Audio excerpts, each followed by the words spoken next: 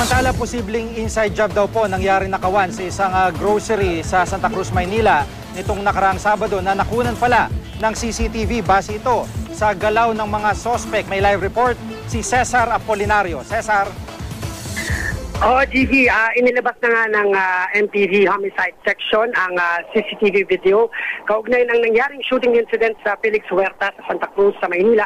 Nitong nakaraang Sabado, sa video pasado alas 3 ng hapon, pumasok ang dalawa sa mga sospek sa tindahan. Naroon sa tindahan si Shera Cruz, isa sa mga biktima. Kitang-kita na ipinilagay ng sospek sa hawak niyang bag ang pera na umano'y nagkakalaga ng 200,000 piso.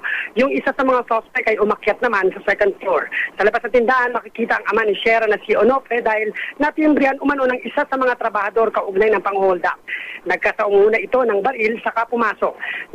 Nakasalubong niya ang isa sa mga sospek na nakasando saka sila nagpambuno. Habang nangyari ito, bumaba ang sospek at lumapit ito sa binaril si Onofre. Bigla na lang tumumba si Onofre. Sa kabilang kwarto naman, makikitang kinuha ni Shera ang kanyang baril at pagpasok niya sa isa pang kwarto, pinaputukan ang sospek na naka-green.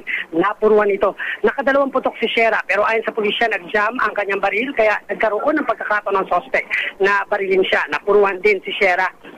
Sa isa pang video, makikita naman na nagkabanggaan ng dalawang suspect. Tumumba ang naka-green.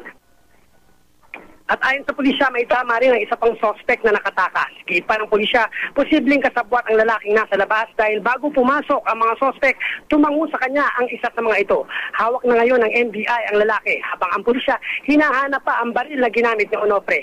Wala na kasi ito sa crime scene nang pumunta sila roon. Base sa investigasyon, ay may dalawang getaway vehicle na motorsiklo ang mga suspect.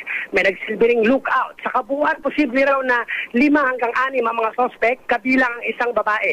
Tinitinan ding anggulo ng pulisya ang inside job dahil sa naging kilos ng mga suspect.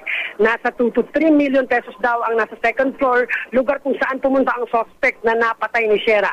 Nananawagan ng pulisya sa sinumang makakilala sa mga suspect na nakakita sa CCTV. Jihi. Maraming salamat, Cesar Apolinario.